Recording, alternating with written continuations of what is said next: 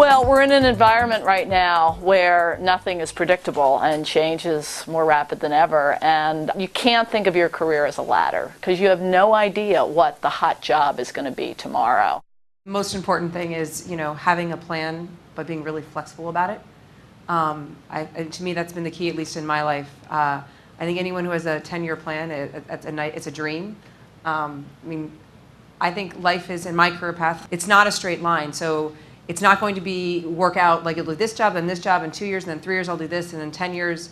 I think people should look at their careers, do what you're passionate about, because if you're passionate about it, you'll spend the time, you'll be curious, you'll ask the questions. So it can be curiosity and passion and a plan that you're flexible about. Have a sense of what you want to do and where you want to go, what you need to get there, but be open-minded as to how you might find those experiences.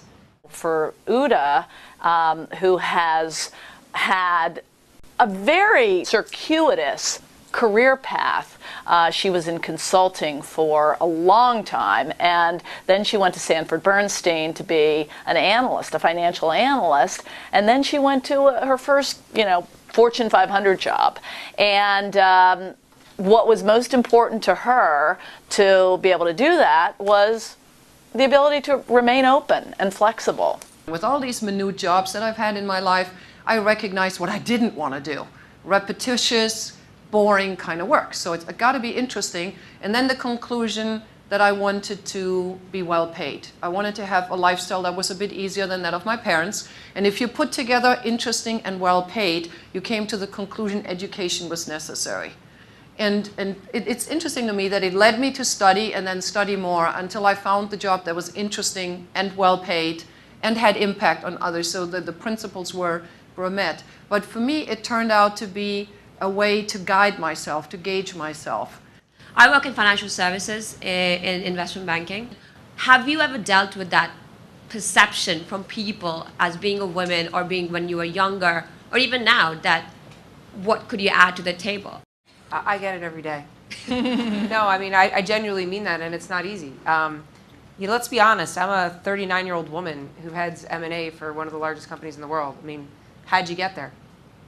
No, really, how'd you get there? You have to, I feel like when I'm in my job and with my leadership team, and we're fortunate enough at Pfizer to have a number of women on the leadership team, so I'm not the only one at Pfizer at all. I know I'm good at what I do, and I know I'm very well respected, but I work in banking. They're all men.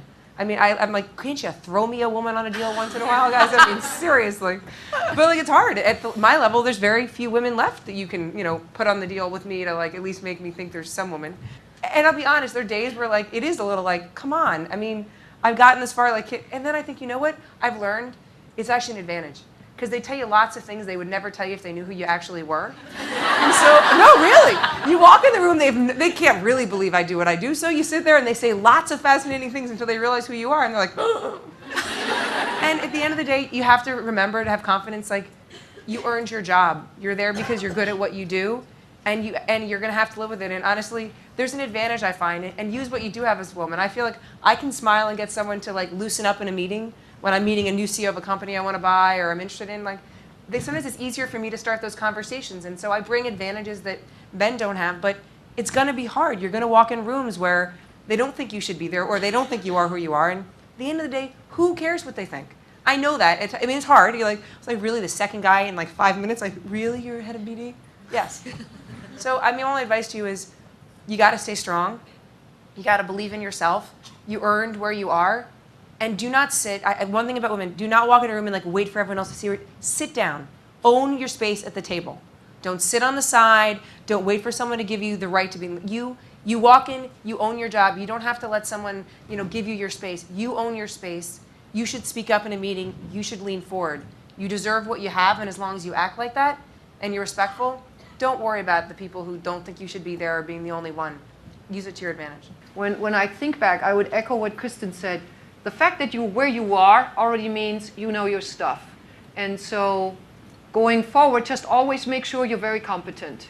You own the right to do what you need to do. And other than that, all I could suggest is that communication skills differ between men and women. Not entirely, but it's different work styles or communication styles that are out there. And men tend to have one and women tend to have a different one oftentimes. And learning how they speak with each other and how you can get through is important, whether it is you lean forward when you speak, or you don't apologize constantly with like, I'm sorry, or this is just, the word just, or those kind of little things that give you away all the way to the big gesturing. That's just a skill you have to learn. It just comes with it. If you're in an environment that is surrounding you with men, you learn their language. If you're surrounded with a foreign culture, you learn their language, and it's just the same in that sense. So don't give up. Just be strong and own your space. My question is, especially in large organizations like Fortune 500, the importance of managing up and the luck of the draw, I guess, of your leader, your manager, can really affect the impact that you have in your job and also your ability to move within an organization. And I was curious if you could talk about some of the ways that you've managed up. That's absolutely true, and that's part of the reason I say picking your manager is a really important decision in a job. And so it's not just I want to join this company. Do I want to join this company with this person as my leader? Because I think it does. But you will end up, no matter how well you do that, things change, organizations restructure. And I think if you treat everybody with respect and you can bring all that you are to work in a respectful way, which is find a way to bring innovative ideas without offending others, being smart politically. And I think to be successful in large corporations, and it's different, I know, from small companies because I've worked there, you have to actually be decent at politics. It's something you learn. One of the advantages of consulting is that is a lot what you learn, I think, in consulting is how to, even if you know the right answer, unless you can get an organization to get around that answer, it doesn't matter and want to do it. I don't know. It's interesting. You talk about managing up, and it sounds like politicking or scheming. I think the core of it is that for whoever you work, you keep them informed on what you're doing and what you're finding. And if there's a decision that comes your way, you ask them. So I'm working on this. Now you're asking me to do this also. What's more important? You send an email or whatever way you choose to talk to the person. Say, I was working on this and you sent me this. I assume that's more important, so I put the other thing on hold for now.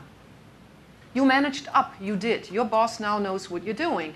You are not sidetracking them in any way, but in some ways you keep them in the loop. That's one part. The other part, I think, is, and that's what I learned in consulting also, just like you did, is to develop a better empathy of what people are worried about. Deeper empathy is important because they're not there to hurt the company. They're not badly intentioned. They're not there usually to do bad things.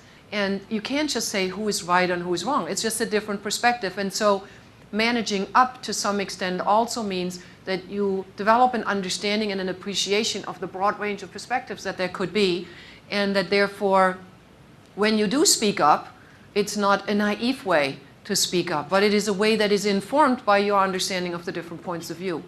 You know, I've come to understand that women do view power a lot differently from the way men do. And women tend to view power more horizontally. It's more about what I can do in many areas. And this has to do with being required to be bigger multitaskers than men tend to be because of family responsibilities. But I've really come to believe that real power is personal power. It's the power that you have outside of your job description and beyond your tenure that you still have if you lose your job tomorrow.